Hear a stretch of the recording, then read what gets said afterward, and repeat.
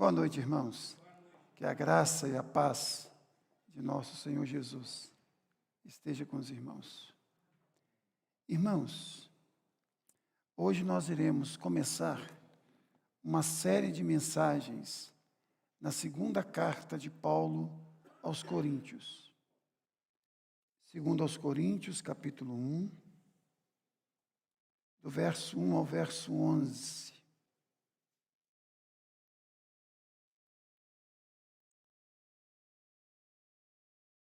Segundo aos Coríntios, capítulo 1, do versículo 1 ao versículo 11. Paulo, apóstolo de Cristo Jesus, pela vontade de Deus, e o irmão Timóteo, a igreja de Deus que está em Corinto, e a todos os santos em toda a Acaia, graça a vós outros e paz, da parte de Deus nosso Pai e do Senhor Jesus Cristo. Bendito seja o Deus e Pai de nosso Senhor Jesus Cristo, o Pai de misericórdias e Deus de toda consolação.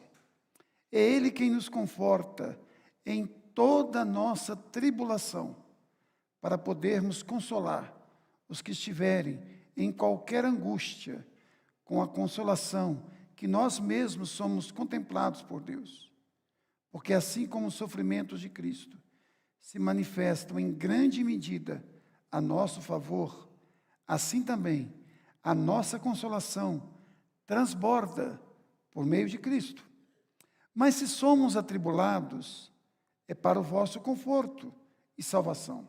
Se somos confortados, é também para o vosso conforto, o qual se torna eficaz, suportando vós com paciência os mesmos sofrimentos que nós padecemos.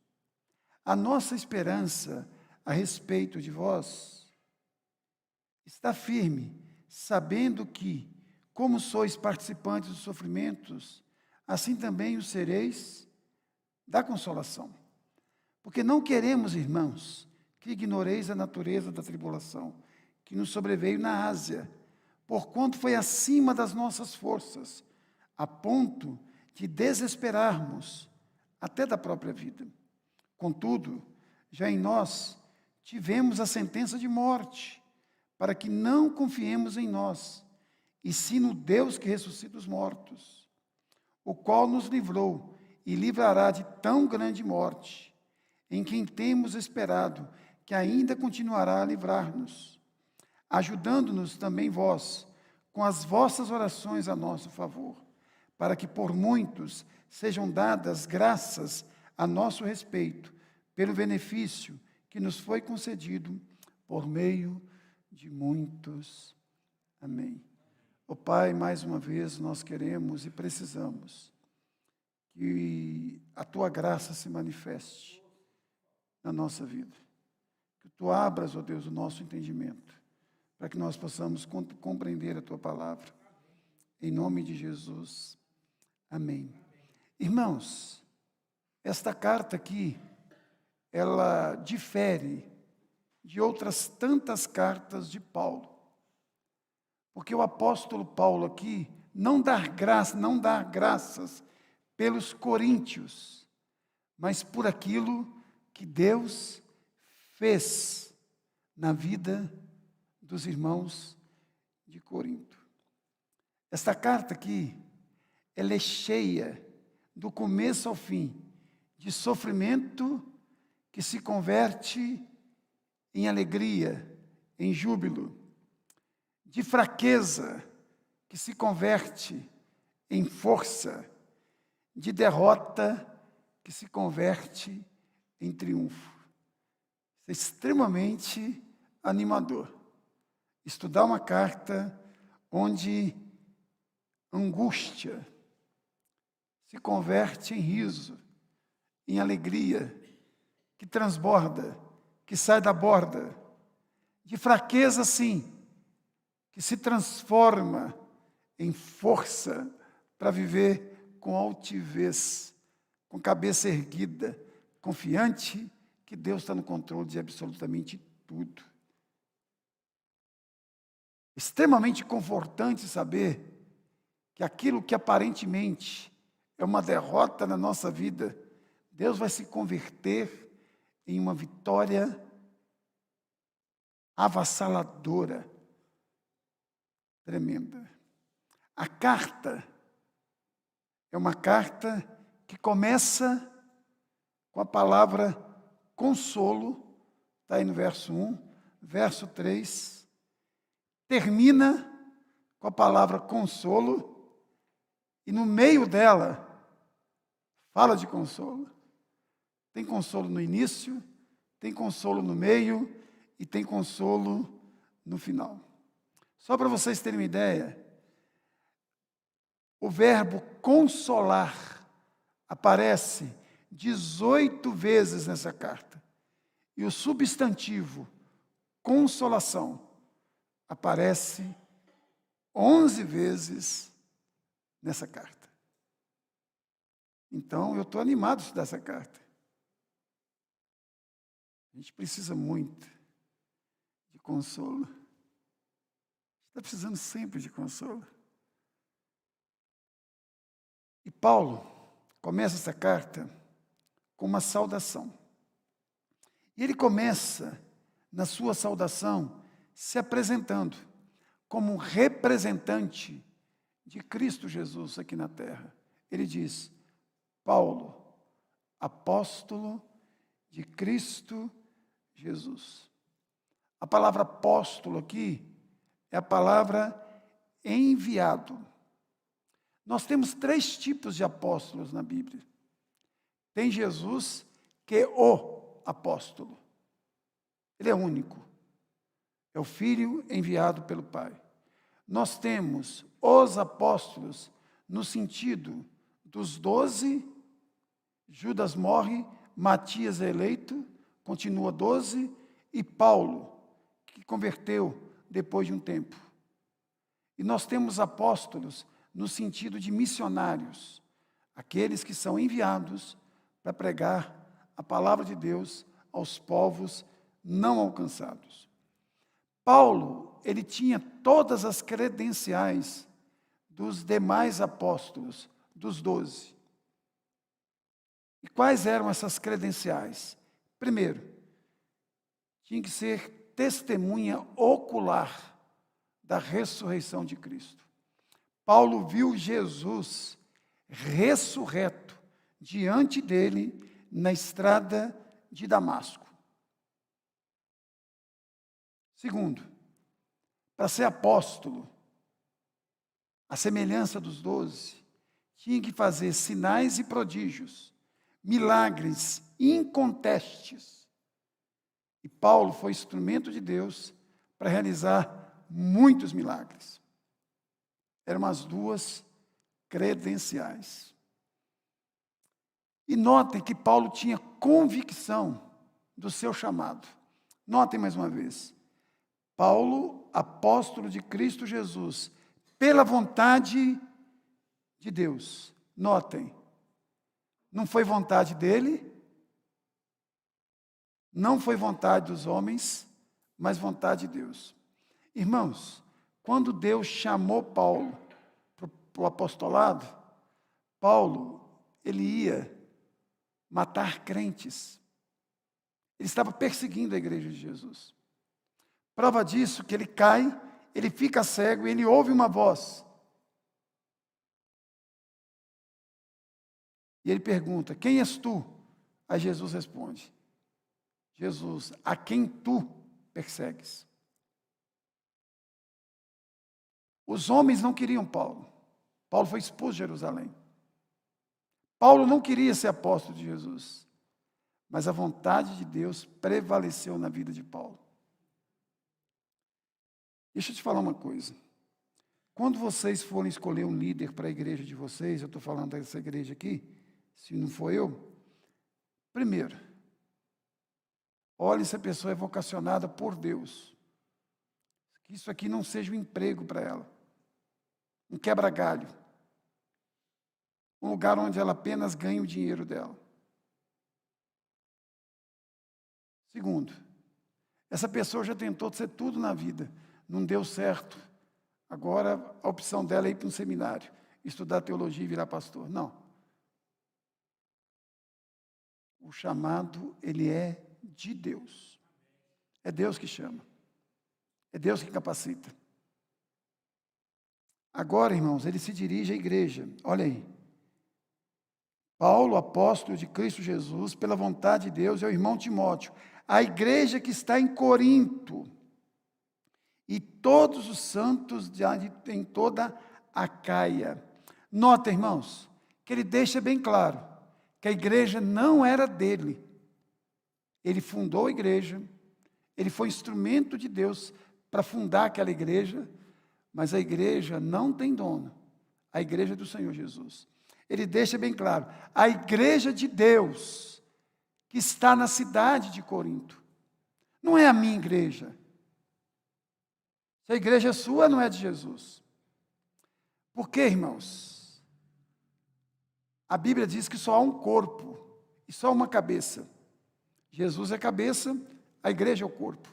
Imagine se entrar na nossa igreja aqui agora, uma pessoa com duas cabeças.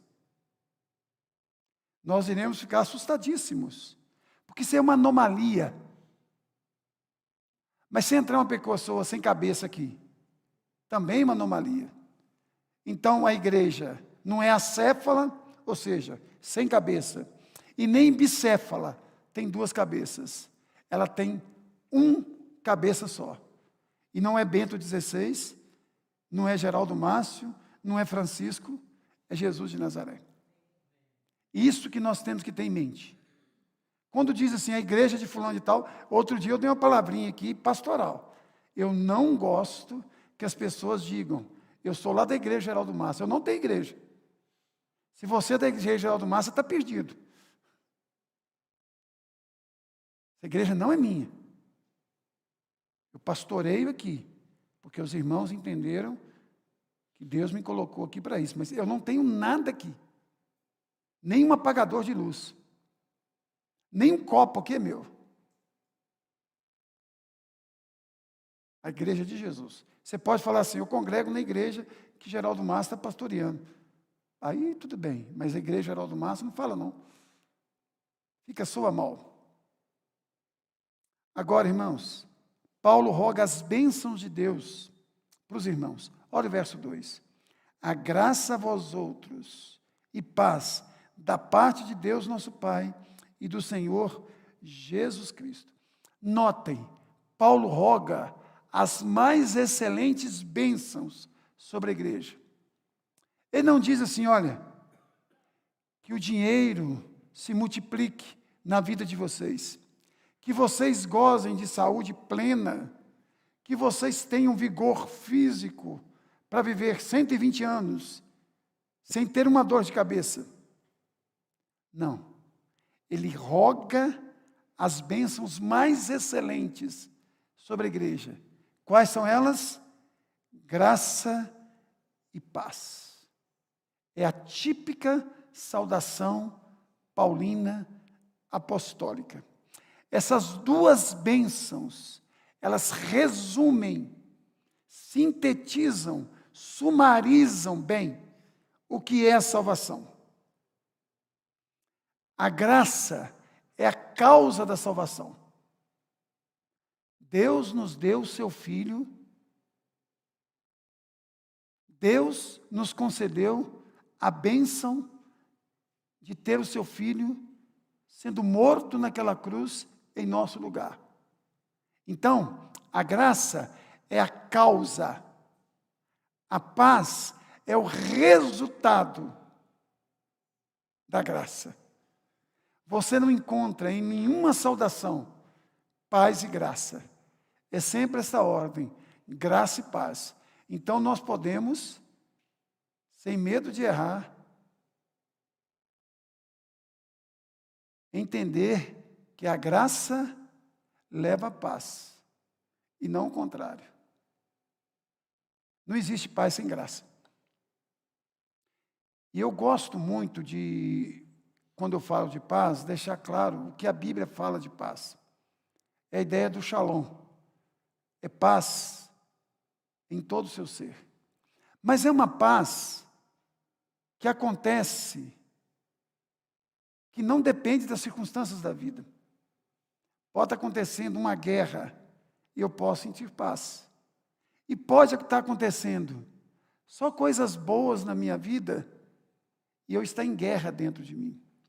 E eu disse outro dia numa escola dominical que eu tive o privilégio de fazer uma exposição de Efésios, só versículo 1 e 2, mas Deus me deu o privilégio de expor esses 2 versículos, que é uma diferença de paz em Deus e paz com Deus. Paz com Deus eu adquiro e nunca mais perco. É quando eu entrego a minha vida para Cristo, a condenação, ela é retirada e eu passo a ser filho de Deus.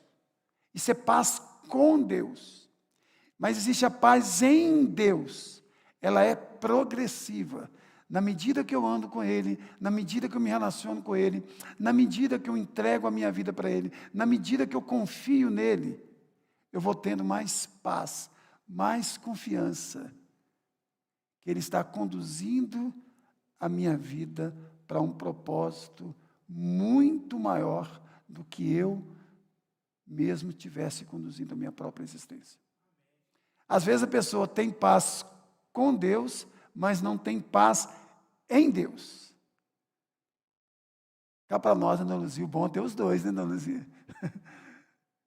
Viver sem paz é ruim demais. Se alguém perguntar para mim assim, qual que você escolhe? Viver saudável fisicamente ou saudável emocionalmente? Eu não pestanejo, não. Saudável emocionalmente. Eu prefiro paz do que saúde física. Eu prefiro paz do que qualquer dinheiro na face da terra. A coisa que mais me apaixona é paz. E Jesus disse: deixo-vos a paz, a minha paz vos dou. Não vou lá dou, como o mundo a dá. O mundo dá uma paz, mas não é aquela paz que a Bíblia diz que excede todo entendimento. Ou seja, aparentemente, eu não tenho paz, motivo nenhum para ter paz, mas eu sinto paz. Eu já tive momentos na minha vida em que eu olhava assim, eu não conseguia achar um problema sequer na minha vida. A ponto de, consultando com psiquiatra e psicólogo, o psiquiatra falou comigo: não é possível, moço. Naquela época era moço, né? Hoje é senhor. Naquela época era moço. Não é possível, moço.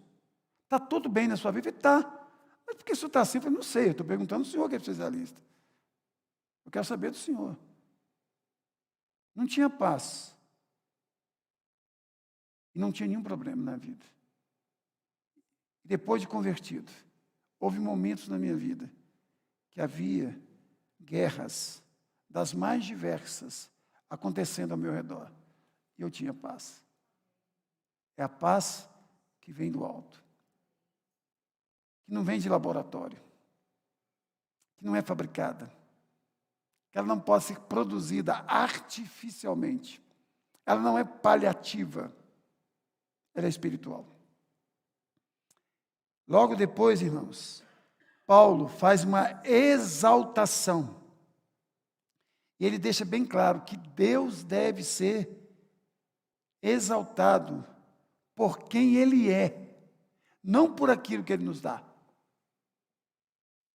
Notem o que diz o verso 3. Bendito seja o Deus e Pai de nosso Senhor Jesus Cristo, o Pai de misericórdias e Deus de toda consolação. Irmãos, preste atenção. Essa expressão aqui, Pai de misericórdias, não significa Pai misericordioso, mas significa fonte inesgotável de todas as misericórdias que nós precisamos. Porque meu pai era um pai misericordioso. Mas ele não era pai de misericórdias ou de toda consolação. Porque ele é homem ilimitado.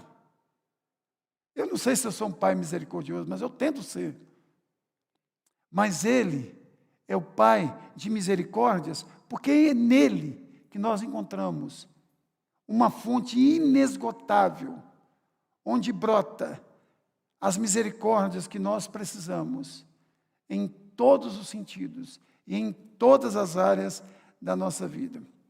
Quer ver? Eu vou começar aqui, todo mundo vai me acompanhar. Quer ver? As misericórdias do Senhor são a causa de nós não sermos consumidos, porque as suas misericórdias não têm fim, e elas se renovam uma vez por semana, uma vez por mês, toda manhã. Toda manhã. Toda manhã. Mas Deus também deve ser exaltado por aquilo que Ele faz. Olha o verso 4 comigo. Ele que nos conforta em toda a nossa tribulação, para podermos consolar os que estiverem em qualquer angústia, com a consolação com que nós mesmos somos contemplados por Deus. Se, no verso 3, Deus é chamado de Pai de misericórdia, de misericórdias, se não me engano é plural, plural. Aqui, o texto está dizendo que Ele é rico em misericórdia. Talvez fazendo eco com Salmo 5, verso 7. Porém eu, pela riqueza da tua misericórdia, entrarei e prostrarei no seu santo templo. Note que o salmista diz: eu não vou entrar no seu templo porque eu sou melhor do que os bebuns da cidade, do que os traficantes da cidade. Eu entrarei na tua casa porque o Senhor é misericordioso, rico em misericórdia. O Salmo 69:16 vai dizer: responde-me, Senhor, pois é compassivo. É a tua graça, volta para mim, segundo a riqueza das tuas misericórdias. Olha o que Tiago vai dizer: eis que temos por felizes que perseveram firmes.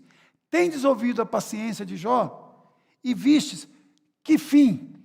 Nota, irmãos, a palavra fim na Bíblia pode ser de final e pode ter de finalidade, tá bom? Quando diz o texto aqui, ouvido da paciência de Jó, e vistes que fim, ou seja, a finalidade de Deus na vida de Jó, porque o Senhor é cheio de terna misericórdia e compaixão.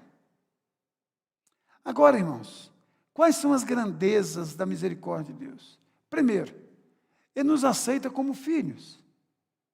O Deus que criou todas as coisas, eterno, soberano, onisciente, onipotente, não precisa de absolutamente nada, não é servido por mãos humanas, Ele me aceita como filho.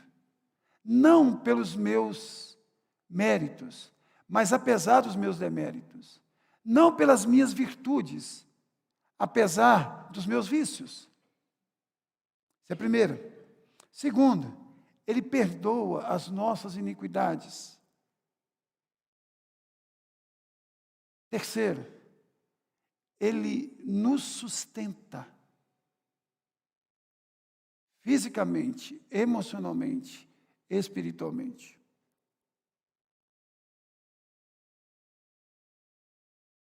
Agora, Deus também é exaltado por aquilo que Ele faz através de pessoas como você e eu.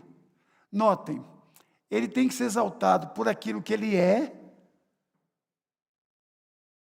só por aquilo que Ele é, já deveria ser o motivo de nós exaltarmos a Deus. Por aquilo que Ele faz, e por aquilo que Ele faz através de pessoas imperfeitas, como eu e você. Preste atenção de novo no verso 4. Eu acho que eu consigo chegar até o final. Para podermos consolar os que estiverem em qualquer angústia, com a consolação com que nós mesmos somos contemplados por Deus. Nota, irmãos, Deus trabalha por nós, Ele trabalha em nós, e depois Ele quer trabalhar através de nós. Notem, você o conhece, você prova do consolo dEle, da presença dEle, do toque dEle, do abraço dEle, do aconchego dEle. Aí você não se torna apenas um receptáculo. Você se torna também alguém que leva. Tem um hino que nós cantamos aqui na igreja que diz assim: quero ser um vaso de bênção, vaso que leve a mensagem. Irmãos, quando a gente fala em vaso, o que a gente tem em mente? É um recipiente côncavo, ou se não assim, que recebe terra ou casca de planta e recebe uma flor, seja artificial ou seja natural. Esse vaso aqui, ele só recebe. Lá no hino, quando o autor do hino compôs quero ser um vaso de bênção, ele não pensou neste vaso aqui, ele pensou no vaso sanguíneo, que é condutor de quê? De vida para todo o corpo. Quando nós falamos então que nós queremos ser um vaso, não é vaso que recebe, é vaso que leva. Porque, eu não sei vocês, mas eu gosto de receber. E há um tempo atrás, quando eu estava machucado, eu recebi bolo de chocolate, com muita raça de chocolate, taioba, que eu gosto muito, né? Queijo, aqueles queijos que custam uma grana nada franciscana, né? Foi eu melhorar a perna, não recebo mais nada, nem elogio, entendeu? É claro que eu não vou cair numa cama para ganhar essas coisas, mas eu acho que, né? Não estou jogando ponto para ninguém, entendeu? Tem umas pessoas aqui, mais de uma aqui na igreja, entendeu, irmãos? Notem que Deus nos molda para depois nós sermos instrumentos dele, para moldar, para abençoar, para ajudar a vida de outras pessoas. Irmãos, quando você e eu passamos pelo deserto da vida, nós aprendemos a maior lição de todas elas. Qual é? É depender mais do provedor do que da providência. Depois que nós aprendemos a depender mais do provedor do que da providência, nós temos que ensinar isso para outras pessoas. Irmãos, eu queria que todos nós tivéssemos um apelido aqui. Tem um sujeito na Bíblia que o nome dele é Barnabé. Ele era tão bom que a Bíblia diz que era um homem bom, cheio do Espírito Santo e de fé. Atos 11. Que ele ganhou um apelido, José das Consolações. Irmãos, se você conhecer um sanfoneiro crente, pode convidar para vir aqui, para tocar aqueles hinos 4x4, entendeu? Pôr aqui a sanfona para berrar mesmo aqui. Pode convidar, eu estou convidando. Entendeu? Eu estou convidando. Eu trouxe o sanfoneiro da Assembleia de Deus uma vez aqui. O culto foi bom, mas cuidado com as cadeiras, para não ficar balançando na hora aí. Entendeu? É só palma, ó, pum, pum, pum. Que toca a sanfona aqui, pode perder a estribeira. Mas, irmãos, aquela música Barnabé, ô música bonita, ele recebeu o apelido de José das Consolações. Significa aquele que é apto para estimular, para consolar, para animar, para encorajar. Agora, na maioria das vezes, o apelido nosso deveria ser José da desanimação, Maria da desanimação. Nossa, a pessoa chega perto da gente, compartilha um sonho, compartilha alguma coisa, fala, não dá certo não. Gente do céu e da terra, não vai dar certo não, isso não é para você não, você não vai conseguir não. Ô, gente assim, vocês têm que correr dele, desanima a gente, entendeu? A pessoa está cheia de vida, cheia de esperança. Tem uma irmã aqui na igreja, ela estava com 40 anos de idade.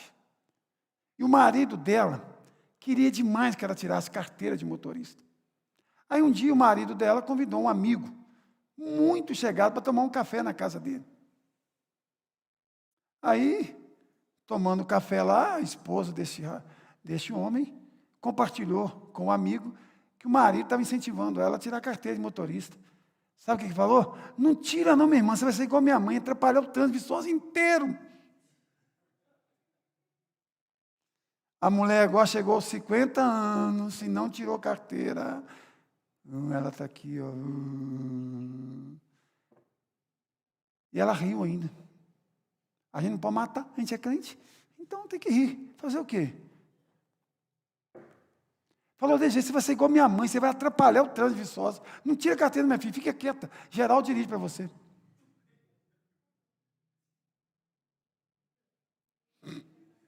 Outra coisa que nós aprendemos aqui na carta, irmãos, o sofrimento, ele é uma realidade na nossa vida. Irmãos, olha o versos 5 e 8 comigo.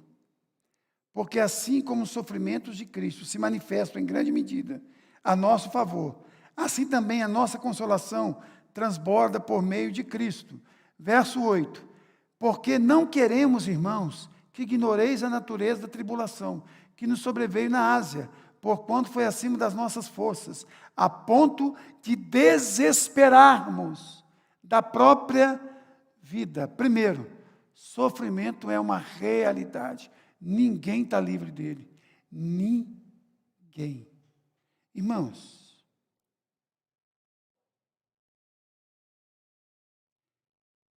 creio que quando Paulo escreveu essa carta, principalmente esses 2 versículos que eu acabei de ler com vocês aqui, veio à mente dos irmãos de Corinto, o que Paulo passou em uma cidade chamada Filipos, onde Paulo foi preso, levou uma sova, uma coça daquelas, e não tinha direitos humanos naquela época. Foi preso depois. À meia-noite ele cantava louvores ao Senhor, ele e Silas. Houve um terremoto, as portas das prisões foram abertas, o carcereiro queria se matar, Paulo grita, não faz mal contigo, pois todos nós estamos aqui.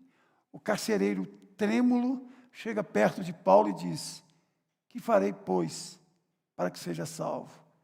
Paulo diz, crê em Jesus e será salvo, tu e a tua casa. Irmãos, Paulo aprendeu a louvar a Deus para alcançar vitórias. Tem hora que se você não louvar a Deus, você não sai do buraco.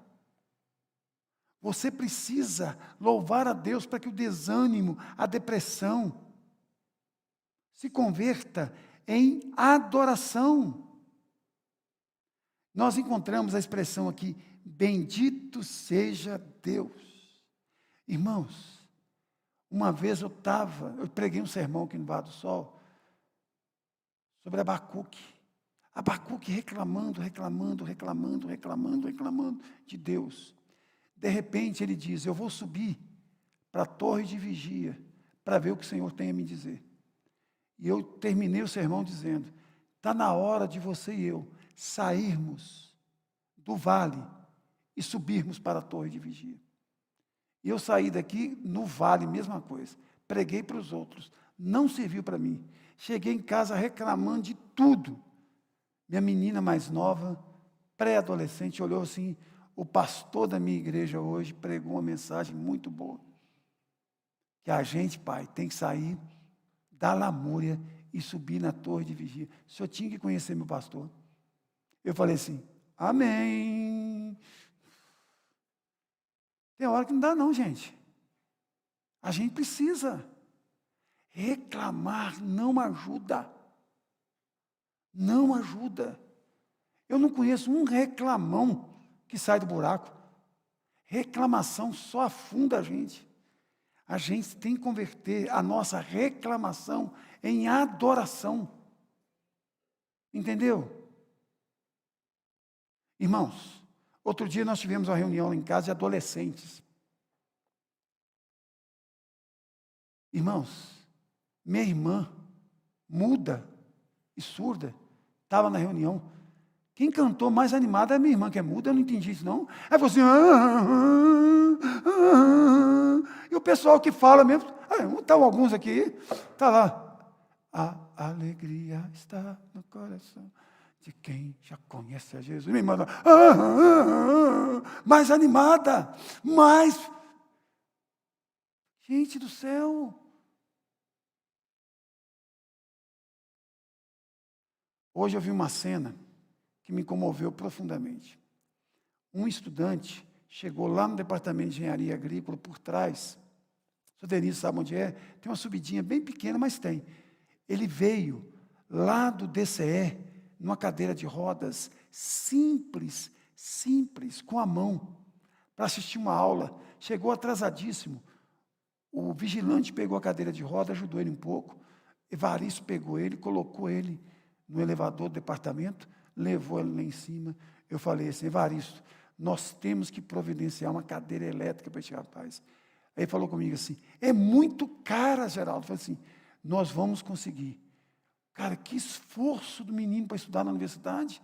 Uma cadeira de rodas, pior do que essa nossa que nós emprestamos para os outros. A nossa é boa, mas não é elétrica. Então, já estou jogando um ponto para o conselho da igreja, para a gente dar uma oferta para comprar essa cadeira, hein? 8 mil. Quem sabe aparece um filho de Deus aí e compra a cadeira inteira. Quem sabe eu mesmo receber a resposta da minha oração, hein? Sei lá. Mas eu também tenho que ajudar nessa. Entendeu? 8 mil. Gente do céu, que esforço, que coisa bonita. Aí chegam os estudantes lá, de caminhonete, Hilux. Nossa, que lugar longe, hein? Gente chega de moto, BMW. Isso aqui é onde Judas perdeu a bota. Chega o rapaz de cadeira de roda. Me ajuda, estou atrasado para a aula. Atrasado não, coitado. Você tinha perdido a aula, professor. Era 10:55. A aula dele começou às 10.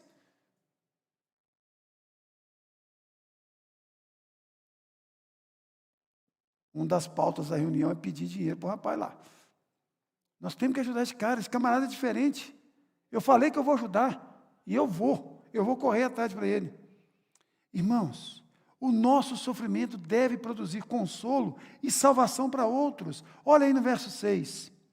Mas se somos atribulados, é para o vosso conforto e salvação. Se somos confortados, é também para o vosso conforto, o qual se torna eficaz, suportando vós com paciência os mesmos sofrimentos que nós também padecemos. Irmãos, à medida que aumenta o sofrimento, também aumenta o suprimento de Deus na nossa vida. E nós temos que entender que não deve ser diferente na vida dos outros. Irmãos, Paulo vê aqui a soberana mão de Deus controlando todas as coisas. Notem que Paulo fala de duas coisas aqui que são opostas, dicotômicas: aflição e consolação. Ou seja, nós temos as duas. Mas quando vem o sofrimento, aumenta o suprimento. Tem um texto de Pedro, onde diz no grego, que cada sofrimento que nós temos, há uma multigraça de Deus. Ou seja, há várias cores da graça divina. Amarelo, cinza, azul, branco. Na medida que as dificuldades se apresentam, a graça vai se apresentando, dando uma cor, tirando aquela aridez, aquela coisa estranha, esquisita, sem cor e opaca. Somos confortados para confortar. Irmãos, Deus às vezes usa outros cristãos para nos dar ânimo que precisamos.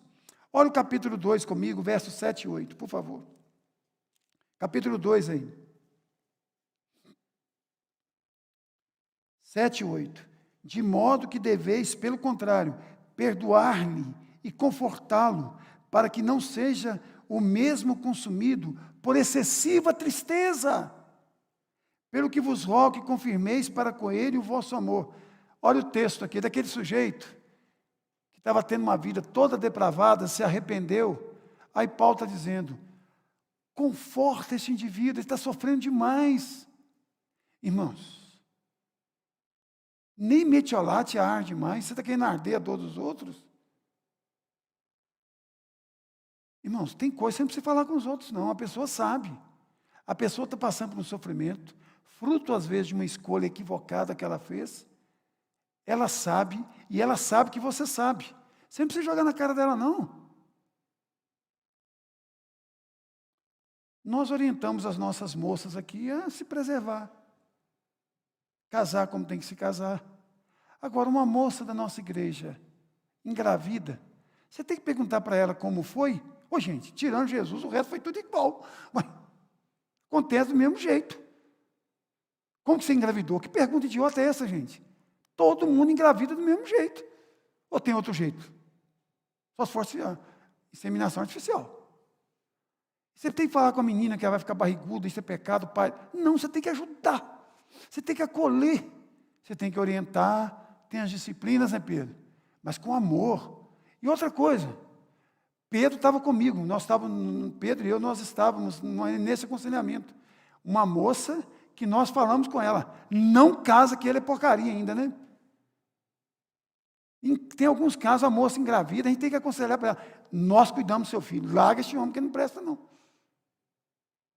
Isso é igreja, gente. Se tem uma coisa bonita na igreja católica, é padrinho. Nós não temos padrinhos na igreja evangélica. Sabe por quê? Que nós entendemos que toda igreja tem que apadrinhar as pessoas. Toda igreja tem que cuidar uns dos outros. Então nós temos que aprender, irmãos. Olha que Salmo, olha o capítulo 7 também, olha aí. Acho que é o capítulo 7 mesmo. Versos 6 e 7.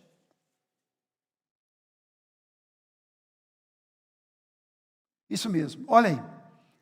Porém, Deus conforta os abatidos, nos consolou com a chegada de Tito. Quem estava angustiado, irmãos? Paulo.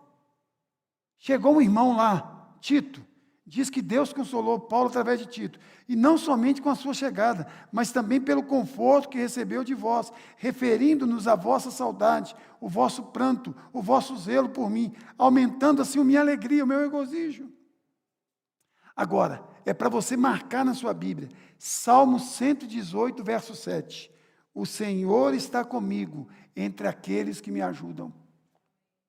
O Senhor está comigo entre aqueles que me ajudam. Irmãos, tem um amigo meu, se você estiver assistindo aqui, melhor ainda, infartou com 52 anos, saudável, só músculo, tem muito pouca, inclusive conhece ele. Se der 10% de gordura no corpo é muito. Alimentação saudável. Passando em frente ao hospital, ele conversou comigo, dona Zé, mandou uma mensagem para mim. Sentiu uma dor muito forte, entrou no hospital. 100% das vezes entupidas. O cara entrou e já foi para o CTI direto. Liguei, mandei uma mensagem, conversei com a mulher dele. Ele mandou uma mensagem, todo feliz, que ele foi muito confortado em saber que eu estava orando por ele, que eu me preocupei com ele. Me preocupei muito mesmo. Quem orou comigo aqui foi Daniel e quem mais na segunda-feira? Nós oramos por ele, não foi, Daniel?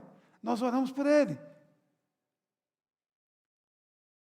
Irmãos, você e eu não podemos esquecer que nós somos instrumentos de Deus para abençoar os outros. A igreja cristã não tem sido conhecida como abençoadores. Muitas vezes são caluniadores. Muitas vezes, irmãos, nós temos um problemão. Nós temos uma boca desse tamanho e uma mão desse tamanho. Deixa eu explicar. Nós cantamos sobre amar o próximo, amar a Deus. Nós cantamos. Aqui bocão. Na hora de amar mesmo, aquela mãozinha desse tamanhozinho assim. De beber informação ainda. Boca grande e a mão tinha que ser maior ainda. Generosidade. E por último, irmãos, nós temos que aprender a interceder. Paulo diz aí, olha o verso 11 do capítulo 1 comigo. Ajudando-nos também vós, com as vossas orações a nosso favor. Irmãos, Paulo, o maior apóstolo de todos os tempos, o maior evangelista de todos os tempos, o maior pregador de todos os tempos, o maior teólogo de todos os tempos. Ele está pedindo o que aqui? Oração. Jesus orou mais do que pregou. Irmãos, quando o povo de Deus ora, o nome de Deus é exaltado. Quando os joelhos se dobram na terra, o nome de Deus é exaltado no céu. Paulo não só orava, mas também pedia oração dos irmãos. O apóstolo Paulo, ele acreditava no poder da oração. Eu recebi um convite e fiquei muito honrado com o convite para falar para uma faculdade de medicina da faculdade Mackenzie de Curitiba, na próxima terça-feira, online. O tema que me foi dado, a importância da espiritualidade no tratamento de doenças mentais. A importância da espiritualidade no tratamento de doenças mentais. A medicina reconhece o valor da oração. Até ateu. Tem uns que dizem, sou ateu, graças a Deus, né? Eu não acredito, não. O senhor ora por mim lá, o senhor acredita para mim? Termino, irmãos. De tudo aquilo que nós ouvimos aqui, eu quero fazer um resumo de 1 minuto, 2 minutos no máximo.